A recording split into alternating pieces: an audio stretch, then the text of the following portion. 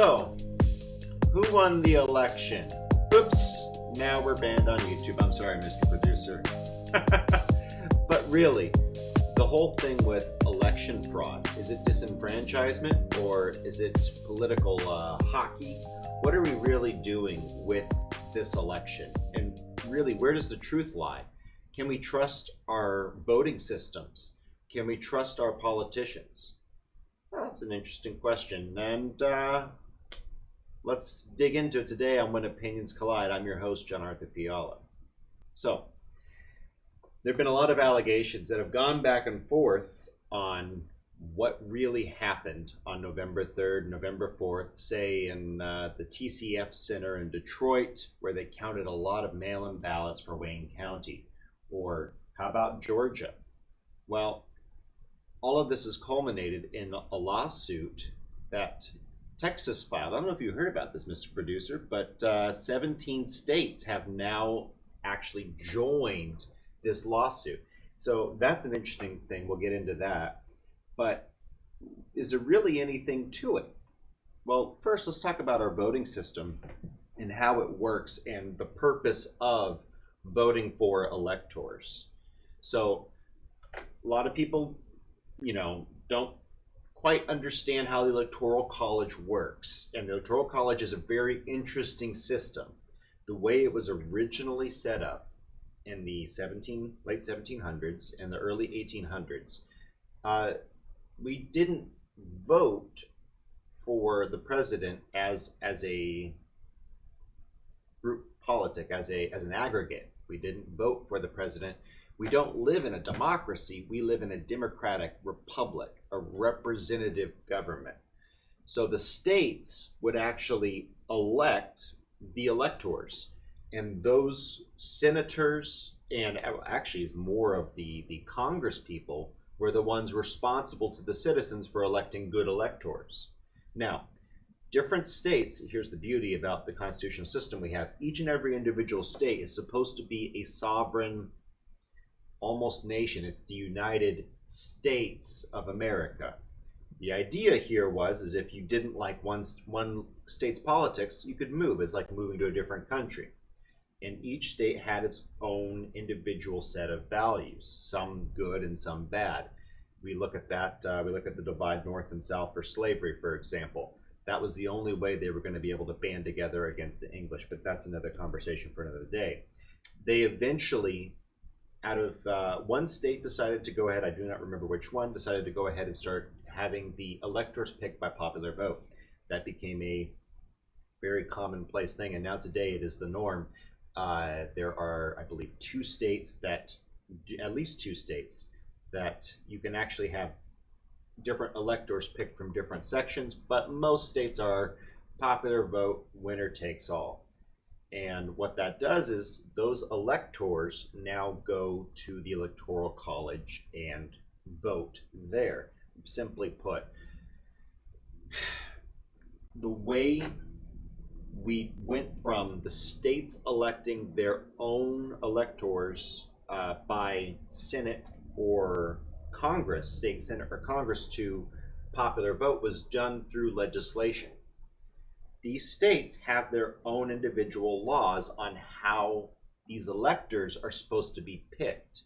And that is a set, defined rule set.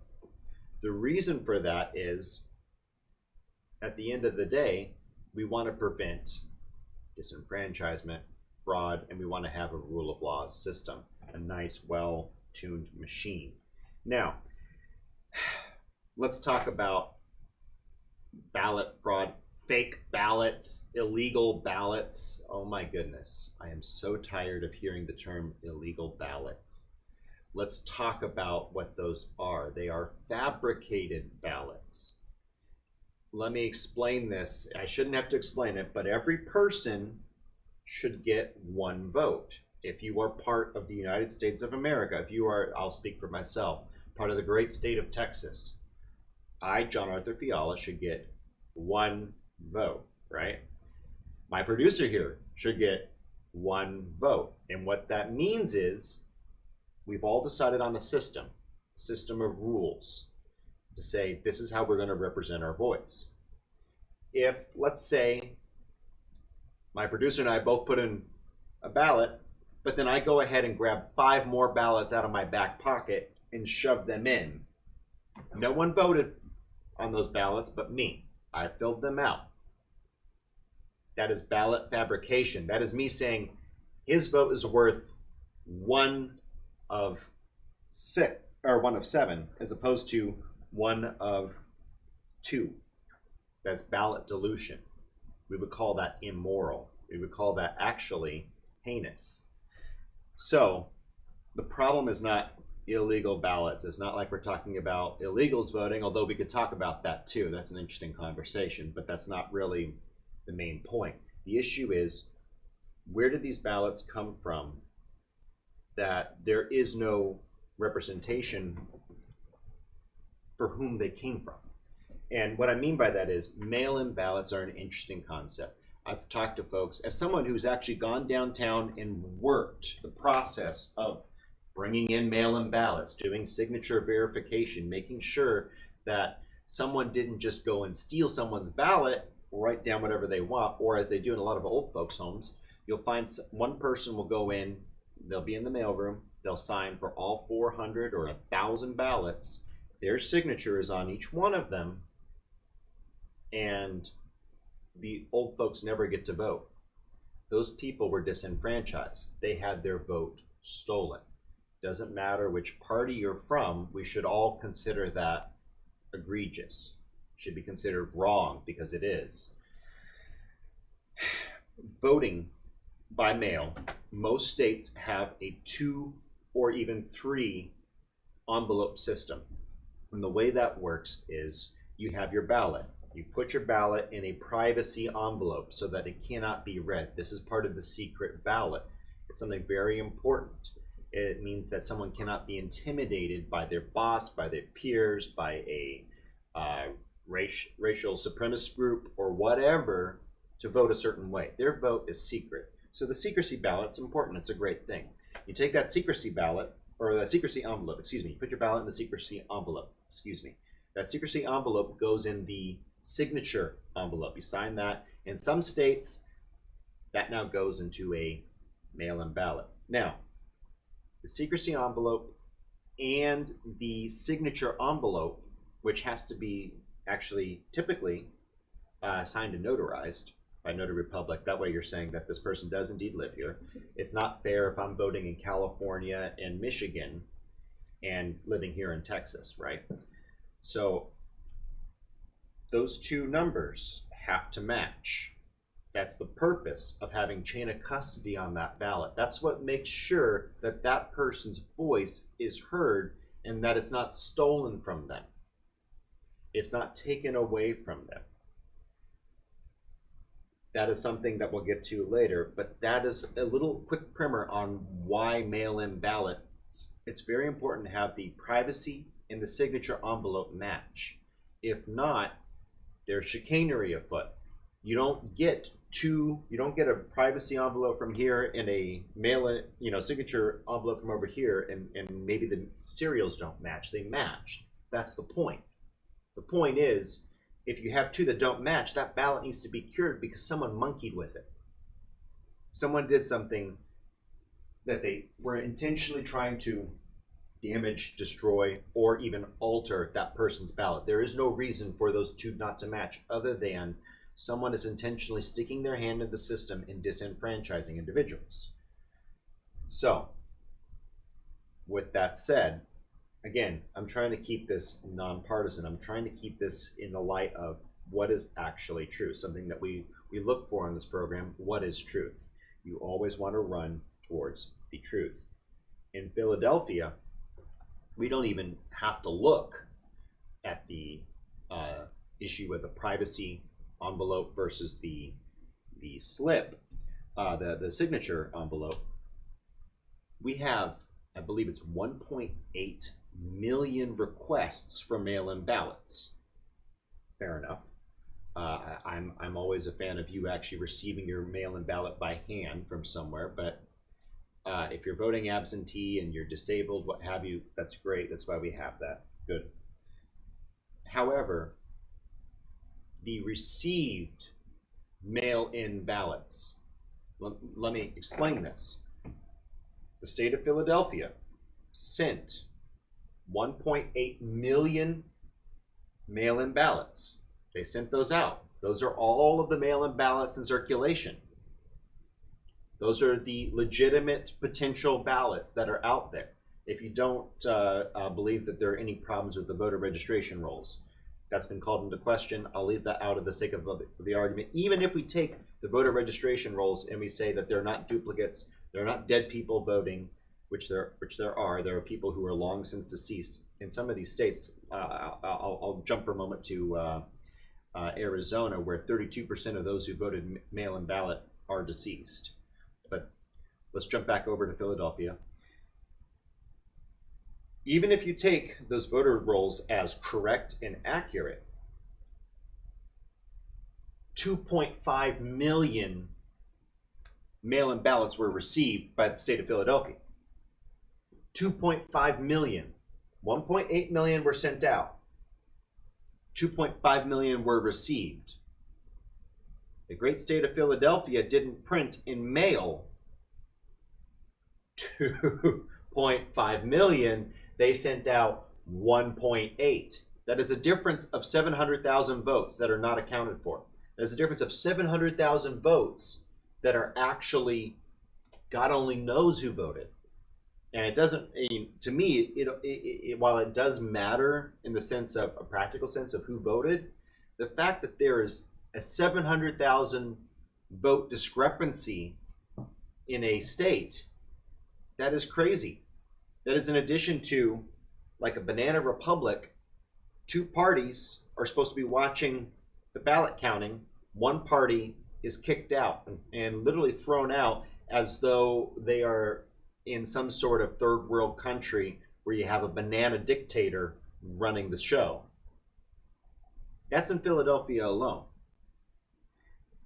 You look at how things actually panned out in Philly and in Pennsylvania in general.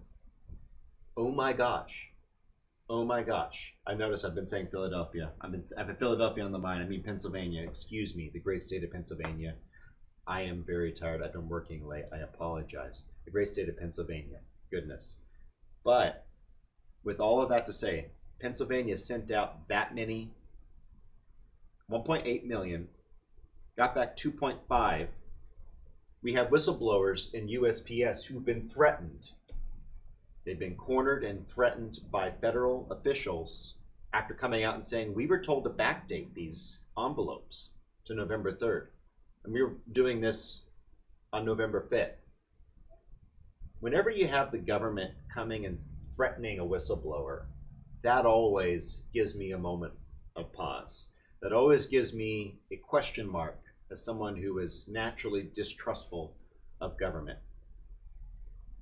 But with that said, we'll go ahead and pick up on Pennsylvania in just another couple of moments. We have a quick commercial break. We'll hear from our sponsors, and I'll catch you on the other side. I hope you join us when we return on When Opinions Collide.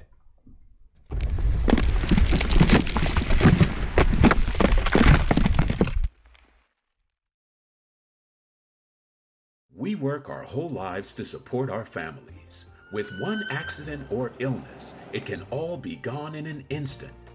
Now there's a smart, affordable way to protect your family. Go to findhealthbenefits.com and discover low-cost life insurance for as little as $2 per month. Add to that a tax-deferred annuity that can help you protect your assets and grow your money for retirement. Learn more. Go to findhealthbenefits.com or call 877-235-6094. A critical illness can strike without warning and wipe out your life savings. In fact, it's the #1 reason for bankruptcy. Find Health Benefits offers an affordable solution. Get up to $50,000 if you get cancer, stroke, or a heart attack, giving you the peace of mind to focus on getting better while the plan helps you to pay your bills and medical expenses. Learn more. Go to findhealthbenefits.com or call 877-235-6094. 66% of seniors spend more time shopping for cable TV than Medicare plans. Most say because it's just too confusing. Laws change every year. The wrong plan could cost you thousands and prevent you from seeing the doctors you want. Introducing FineHealthBenefits.com. Save time, save money, see specialists without referrals. Go to FineHealthBenefits.com or call 877-235-6094 for this informative brochure. Society is on the edge. Let's bring them back. Edge Radio, because truth still matters.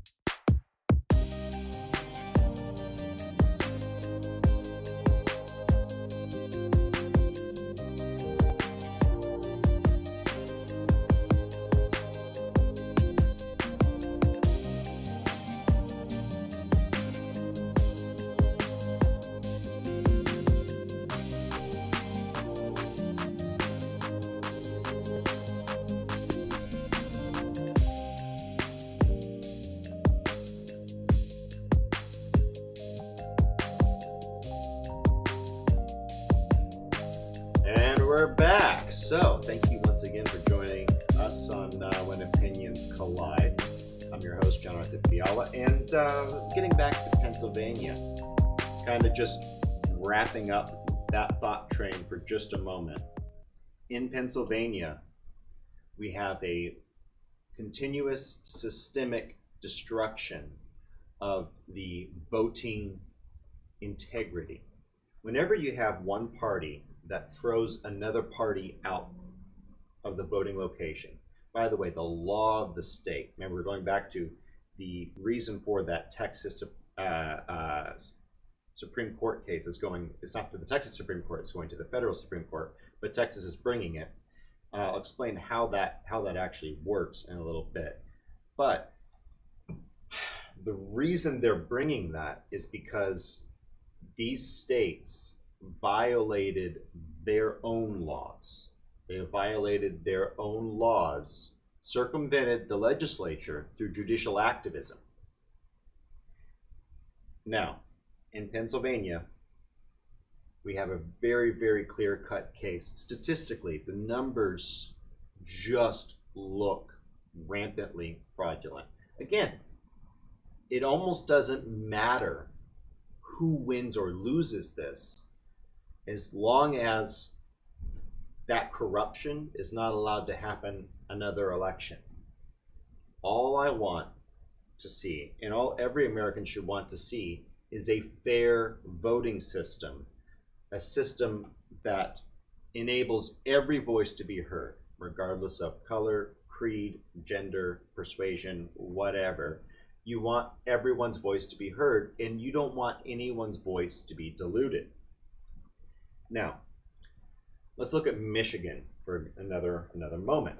Michigan is a really, really interesting case study because we had an incredible set of events at the TCF Center in the Cobo Hall, specifically in Detroit, where they were counting the ballots.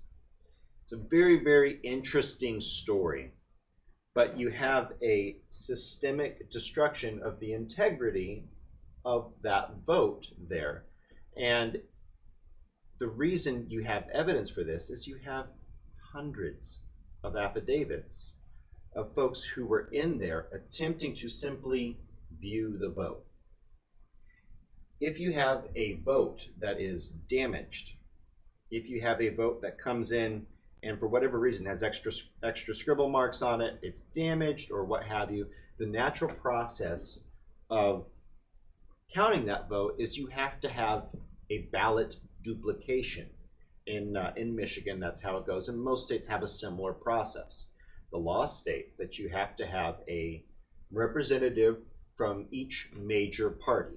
I do not remember the number that constitutes a major party, but I'm sorry for my libertarian friends, 1% does not quite cut that bar. With that said, I'm sure you could actually put a representative there if you could find that many libertarians for the hundreds of counting tables. But someone sympathetic to libertarianism, take that jab as you will. With that said, a Republican and Democrat are supposed to be watching that. That is the law. You cannot actually have a valid election without a representative from each party. Now, at TCF Center, Cobo Hall, there may have been one or two out of hundreds of workers. Now, you might say, well, the Republicans just didn't show up. They just didn't want to. Well, there were hundreds of Republicans that requested to be put in, and they were told that they were replaced by non-partisan poll workers. Nonpartisan does not fit the state's legal requirement for that. That is what we call chicanery, folks. That is bad behavior and bad acting on one group who is intentionally trying to pull something. Don't tell me what, don't ask me what they're going to do, what they're trying. I would be equally as pissed if Republicans did that. Doesn't really matter which party is committing the fraud. In fact, I don't know if you noticed, whenever a Republican does something like that, it does happen. Republicans do stuff the ballot box. That occurs. They're immediately thrown under the bus. Republicans, by and large, do not want to have a lick to do with them. By and large. If you find an exception, I want to hear it, actually. If a Republican is accepted after committing major widespread ballot fraud, or even a little. I do want to see that, because I actually want to raise Cain on them. Anyway, you have a systematic destruction of the integrity of the election there. Not just were those Republicans thrust out, but legally, duly appointed poll challengers. And what is a poll challenger, or what is a poll watcher?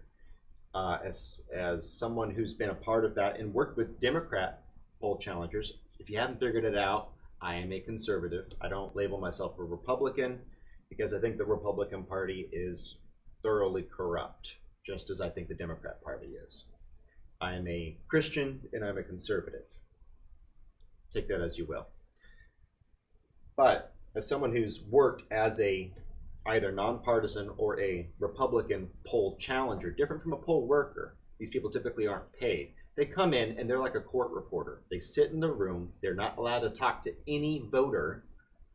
In the case of TCF Cobo Hall in Detroit, there were no voters present in that center. It was the mail-in ballot counting. But you're not allowed to talk to the voter. You're only allowed to talk to the election staff and the judge, or in the case of Michigan, it would be the, I believe it'd be the inspector is their title there. But what you're doing is you have a list of law and you say, this comports with the law or this does not. And again, as someone who's worked with Democrat poll challengers or poll watchers, I love to have both sides of the table. That's the whole point. We want to watch, we want to make sure that no one is even just simply failing a simple task in comporting with the law. These poll challengers were systematically thrown out. The Detroit police would actually arrest people for simply asking questions. There were boxes in the back of the TCF that poll challengers would walk up to, and they would say, "What is this?" They were told, "Back the heck away or you will be arrested." I'm self-censoring here. Later on, between 35,000 or 50,000, there were a couple of ballot dumps. It's interesting reading through these affidavits, which are publicly available. All of a sudden, these ballots came in during these ballot dumps that you saw on 4 a.m. on November 4th. these ballot dumps, some of them were pulled from underneath the table, a lot like Georgia, by the way. Georgia was pulled under the table. TCF Center, they were in the back. Some of these were pulled in from there. These boxes disappeared, etc. However, in the case of Michigan, you have multiple out-of-state drivers from, I believe, Indiana, Illinois. There might have been one from Ohio. I want to say Wisconsin. I don't remember all the different states. There were between 5 and 7 out-of-state plates that brought in ballots by the truckload. It's very interesting.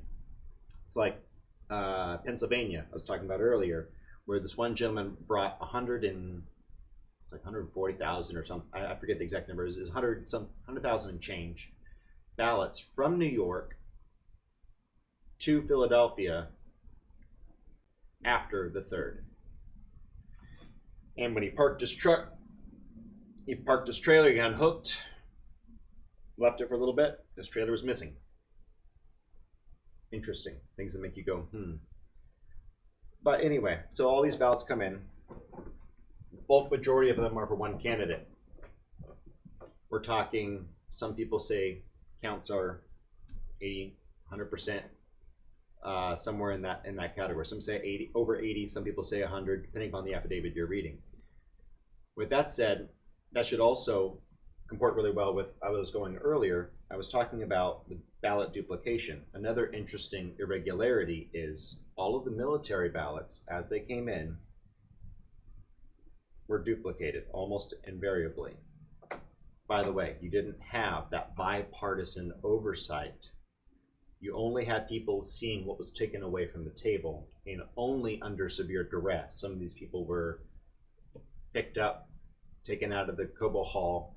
One of them was driven a quarter mile and thrown out of the squad car on the ground and said, "Hey, you were disturbing the peace." All the guy did was say, "Hey, can I have a count of how many Republicans and Democrats there are versus nonpartisan? Can I have a counting of that?" Just for asking the question. He was chucked out, cited for disturbing the peace. Okay. 100% of those ballots that were coming out, the ones that were observed, we can only say what was observed, were for one candidate. Doesn't matter which candidate it is. That should disturb you. The fact that there's no bipartisan oversight, by the way, breaking the law, invalidating the integrity, at the very least, of the election. All of these ballots were duplicated. That means the old ballot was destroyed, and no secondary witness got to see what was on that ballot. That would be like me taking someone else's ballot as a poll worker. This is what occurred. Coming over here, doing this, folding it up, and saying, that's how they voted. That doesn't raise an eyebrow for you? We'll talk about it more on the other side of this break. Thanks for joining. This is When Opinions Collide. I'm your host, Jonathan Fiala.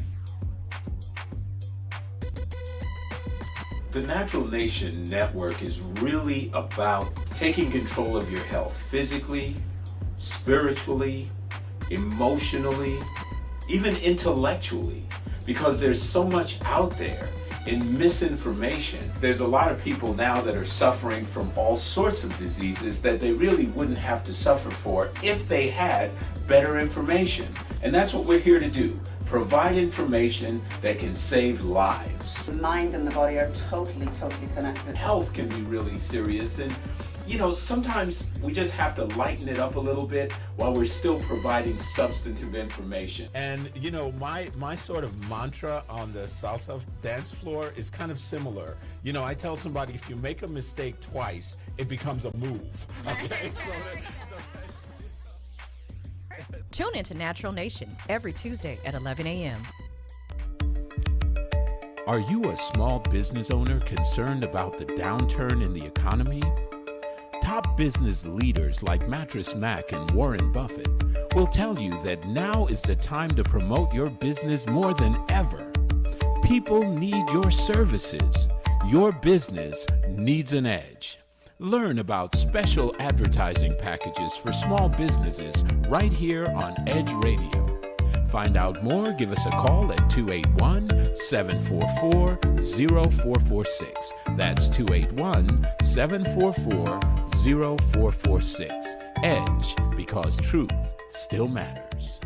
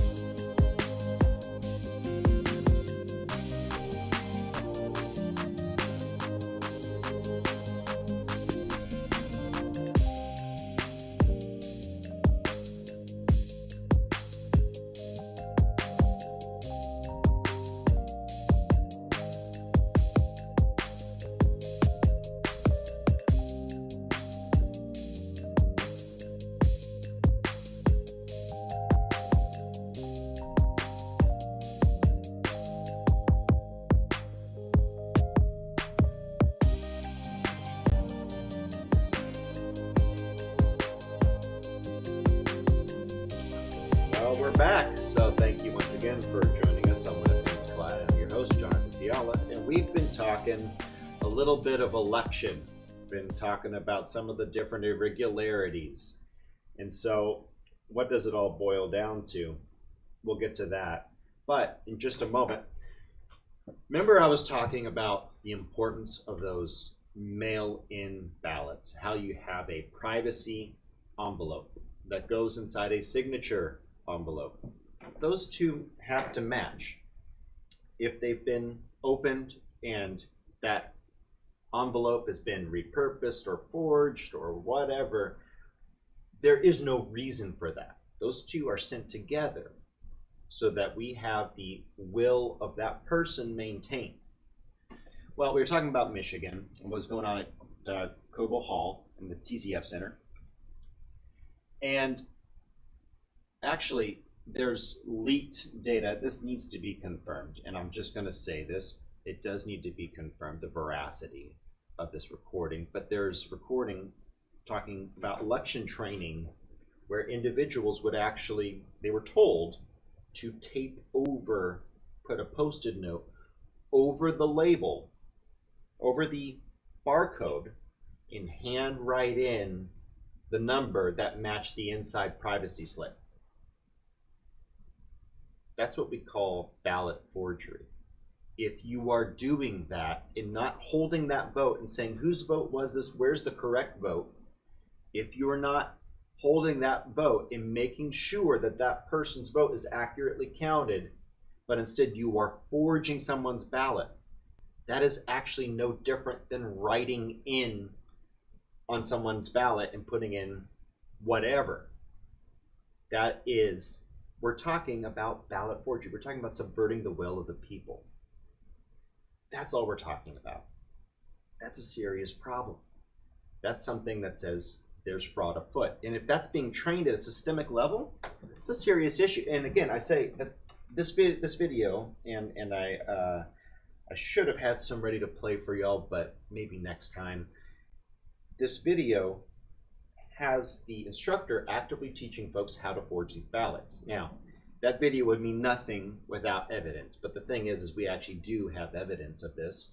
We have eyewitness testimony. We're talking in the dozens of people who saw independently, they saw people writing over, sticking over, and writing the number, forging the number on there.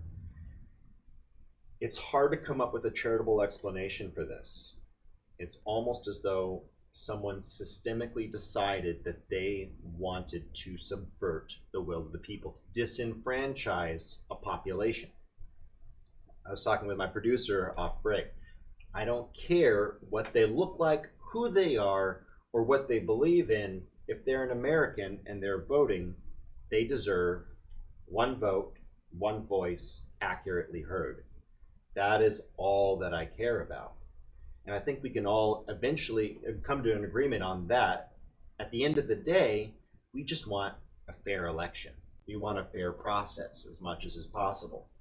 Otherwise, it's a matter of who cheats the most. And that's not a healthy thing for society.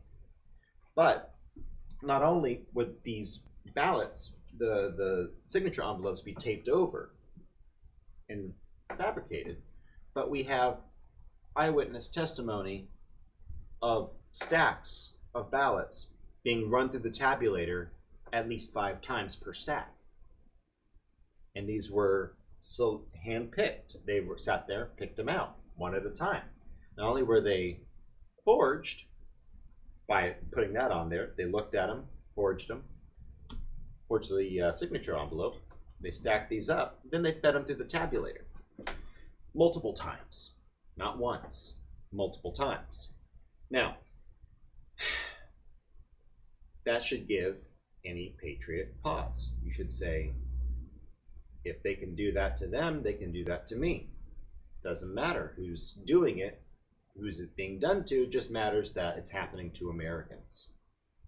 It matters that we are actually destroying the process and that our republic cannot stand up underneath that. Now, the question of who's doing it, we can talk about folks who have ties to China, folks who are actively being bedded down by Chinese spies, or at least sure were, looking at you, Eric Swalwell. But let's talk about the election specifically. This election is, in the grand scheme of things, immaterial. If every election after it is held with honor and integrity, this election is immaterial. If this election sets the precedent, however, for consistent abuse of the structure, it doesn't matter what we say. It only matters what happens at the ballot box. Stalin once said, "I don't care who votes, I only care who counts the votes." Wise man, in addition to being one of the most villainous scumbags to ever roam the earth, having tens of millions of people to his name. By the way, primarily conservatives and Christians in Russia, but that's, again, another topic for another day. Now, let's talk about intent. I don't like to attribute intent, so what I'll do is I'll look at some of these affidavits that I got here from Michigan. Some of these, again, are public source. But you've got people who are brought in to be part of the process. And because they have a Republican tag, they're omitted from entering. The response is that they are at COVID capacity, right? That's the response that we've heard. And we actually have a Daniel Baxter, the election supervisor for Cobo Hall at the TCF Center in Detroit, who said, well, if one party doesn't sign out, then that's on them. It's too bad. You're filled up at capacity. It's kind of a harsh move, but okay. If you take that at face value, I can see where that's politically ugly and shenanigans. Okay, gotcha. Going to be that way. But let's take other affidavits. We're talking half a dozen or a dozen that specifically mention Mr. Baxter as either the election coordinator or by name,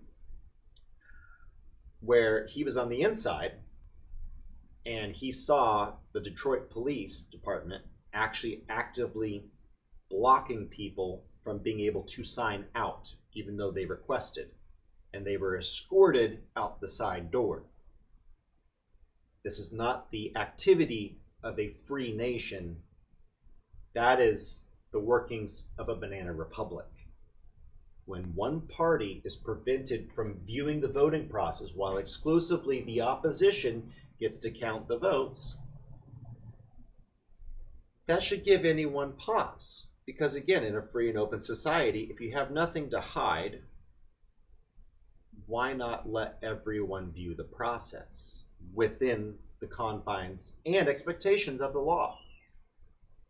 I personally have no problem with Democrat poll challengers or Democrat or Republican or independent poll workers being present. In fact, I welcome it. I want to have the diversity of opinion all surrounding the ballot box so that we can all look at it and say at the end of the day, this person was fairly and duly elected. And that's the end of it. We support our democratic republic. That's what we do. I'm fine with it. And if Joe Biden won fair and square, he is my president. If he won through the most sophisticated election fraud machine ever devised, his words, not mine, you can actually find that, then I do have a problem with that. I have a problem with Trump when he says, if I shot someone on Fifth Avenue, my base would still support me. Okay? I have a problem when politicians say egregious things and think they can get away with this garbage. I do. I really do. But the thing with Biden is that it looks material. You've got people like this Daniel Baxter who on one hand are telling people one story outside, and on the other hand, he's part of an active systemic enforcement of removing one party from the counting area. By the way, violating the law of the election. That is Michigan law. By the way, every state effectively that I know of has that law, and for good reason. This prevents minorities, this prevents different thought groups from being tread upon. That's why we originally came up with all of these election laws. It's because we saw that the majority in certain areas was able to oppress the minority. We did this to even the playing field, and it's a good system. We should keep it. Voter suppression and voter intimidation, electioneering, these have all been done by the same party. By and large, if you want to look at it, the largest group of people doing it have been the same ones since the Civil War. Since before even, if you want to be candid. A lot of whites were tarred and feathered and lynched because they supported abolition. It's not about skin color. It's not about race or creed. It's about right or wrong. That's what we need to be looking at as we go through this. Now, with that said, Michigan had a ton of other things going on, including large groups of people who were born. We're talking long lists, not spattered, long lists of 1900 on the 1st of January, 1/1/1900. When one poll watcher, or challenger, I believe they're called up there, asked about this, I believe one of them was removed for asking this question. He said, why are you inputting a date? Well, we don't have a voter date of birth for this person. We just got to put it in. You don't have a voter date of birth for this person? We're looking for American citizens. That's where you take the ballot and you send it to be cured. And we do that in an effective, speedy process. That's what we do with that. We take that person's vote and we say, is this a legitimate voter who's actually a human being, or is it a fictitious character that I just pulled out of my pocket to subvert my producer's vote, as we talked about earlier? If I put a vote in and he puts a vote in and I produce 5 more ballots and stuff them in there, that's not the system we agreed on. Otherwise, he would have come with 10. Am I right? That's how I mean, that's where we go. That's where we get to on this. So instead of creating the best fraud, most sophisticated fraud machine ever devised, how about we actually try to win hearts and minds and change people's minds? Now, we can talk about Arizona. We could talk about Georgia with the water main break. I don't know what that is. We could talk about that. We could talk about the ballots that are pulled out from underneath the table. But let's talk about Dominion. Yes, let's talk about Dominion. Dominion voting. Sidney Powell's bone she's going after. I will say something. I find it very interesting that weighted races are in the instruction manuals for Dominion. This isn't Alex Jones talking about the frogs turning gay. This is in the official printed materials of Dominion voting, where you can actually weight a race. And their response to this was, well, if you have land ownership or if you have stockholdership in a company and you have our voting machines in there, certain people can get a higher percentage of the vote. So say I've got Bill over here and I'm right here. Bill has more land, therefore he gets a 1.25 vote for every 1 vote that comes in, and I get a 0.75 vote. Okay, that's fair, well and good. If you're voting based on land restrictions or doing some cockamamie something or other for an HOA. What HOA actually has voting machines anyway? But doesn't matter. Cool system, it's interesting. But why on earth do we have fractional votes in the presidential election? We have votes where we have fractions of voters. That would suggest that a weighted system is in place. In fact, some of the election equipment that has been seized, we now materially know that on election day, certain candidates not only started with 35,000 right out the gate. By the way, you can see these graphs and these spikes. You go to any of these hearings in any of these states, and you can see the charts that are simply data flow of information. And you can see in Arizona where you get a bump of 35,000 votes for each candidate on one side of the ticket. Okay? I don't think I have to tell you which side of the ticket it is, but that's okay. Goes along, and then you see votes go up and up. And by the way, there is a limitation to these voting machines. How this works is you have a tabulator. You take a stack of ballots, like I alluded to earlier, you sit it on the tabulator, and it goes, sucks them all up, spits them out, and says, 49 votes counted, X amount for this person, X amount for that person, yada, yada. Well, in Michigan, in some of the Arizona, in Pennsylvania, where, by the way, Trump actually lost votes. We're talking, well, we'll get to that in a minute. But in some of these places where you actually have votes that are tabulated, and this enormous rate, we've all seen the fraud graph, right? Where you have the 2 little bars going up, and all of a sudden one goes straight up and over like this, right? And then all of a sudden it pans out, looks like a child drew it. What happened there? Well, here's an interesting thing about Dominion voting machines. You can store votes on USB thumb drives. In fact, you can actually create these. You can also tell people to vote via the green button, and a lot of people were told that. These are now, if you hit the green button on a Dominion machine, we don't have them in Texas because these things were considered so terrible that Texas wouldn't buy them. But you hit the green button, and that vote is saved as a provisional ballot. By the way, all of those ballots that the green button were hit on, someone can come by afterward and say, I think all of these voters meant to vote this way. That is in the Dominion voting manual. By the way, open source. Fact check me, please. So, with that said, you can also take votes from one of these machines via USB drive. You can rack up as many as you want. You can even create the file. And by the way, you can delete votes as well. Interesting. You can pull this USB, plug it in. In fact, that's actually how a lot of votes are transmitted. That also suggests that's how these bumps occurred when there was no scheduled influx of data or information. And if someone had that USB drive and were willing to talk about when that occurred in all of these different states, I'm sure they would. But the inflow of ballots cannot do that. That has to be someone actively plugging in votes. Now, were these votes legit? It's an interesting question.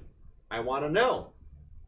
I really want to know. That's all I want to know. I want to have a proper explanation of where they came from. I want to have an explanation of this is the will of this county, of this group of people. These people all said, I voted this way. You find that for me? And it pans out? I'm pretty satisfied with that. That's fine.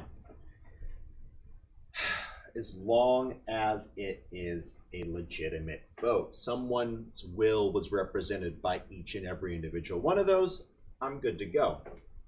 Not one person's will being represented over across, say, 100,000 votes, or one group. Now, that brings me down to the Texas Supreme Court case. Montana, North and South Dakota, Nebraska, Kansas, Oklahoma, Utah, Texas, Louisiana, Arkansas, Mississippi, Alabama, Florida, South Carolina, Tennessee, West Virginia, and Indiana have all said, hey, you guys broke your laws and interfered with a federal election. How does a state have the right to sue another state on that? Well, that's a good question. I'm glad you, my viewer, asked. Texas has the right, as any other state does, when another state has actually offended them in a material way on a federal level, they are able to come via Article 3 of the Constitution and bring a lawsuit saying, you have actually harmed my vote. And again, the way this Texas lawsuit goes, and I am looking at it online right now. I apologize for being so rude. I'm reading off the internet at the moment. It's readily available. They have a three-prong case. The separation of powers provision of the elector's cause is a structural check on the government that safeguards liberty. Kind of an introductory clause, right? Stripping away of safeguards from voting by mail-in ballots exacerbates the risks of fraud. I'm with that. As someone who's had to count that, I get it. But the third one is the really interesting one. The bill of complaint alleges that the defendant states unconstitutionally abolished critical safeguards against fraud by voting in mail. None of these states were allowed to count the way they did, how they did, by their own laws. They did this by judicial fiat. And some people may ask, is this sore loser syndrome? Well, that's a really good question. And it seems every election since Bush and Gore, we've had sore losers. It could be. I don't know. I'll speak for myself. If I have confidence in the integrity of the election, if I actually know that voting machines are not being tampered with, that my vote isn't worth a fraction as opposed to someone else's vote just because of the candidate I picked, I'm part of the American experiment. I'm more than happy to endure 4 years of a pedophile supporting president who got away with it, got away with tax evasion, got away with whoring himself out to the Chinese Communist Party, and it's been wrong on every single foreign policy. You know what? I'll endure that. I'll endure that for the sake of our republic. I will. I don't like the guy.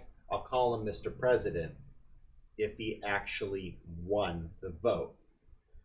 Even if it turns out that he's a lying guy who actually created the most sophisticated voter fraud machine and apparatus to date, his words, not mine, I might still call him Mr. President, just because I do respect the office. I might get a little sick when I do it, but I might. With that said, all I want to see is a fair, honest election. I don't want to go back to the days where certain groups did not get a fair vote. We fought the Civil Rights Act to do that. We wanted to make sure that everyone had a fair vote. By the way, Martin Luther King Jr., Republican. Just saying. Lincoln, such as he is, flawed character, Republican. Just saying. With all that to say, go ahead, write us your concerns, your hate mail, everything at Opinions Collide on the Twitter. Thank you guys so much for joining us. Let us know what we should talk about next time. I've been promising for a long time to get Robin and Bethany back on. I'll try to get them. Everyone's schedules have been crazy lately. I'm so sorry for not having had a normal live show in a while. Been very busy, but appreciate y'all. Love y'all. You guys have a mighty fine day, and God bless you.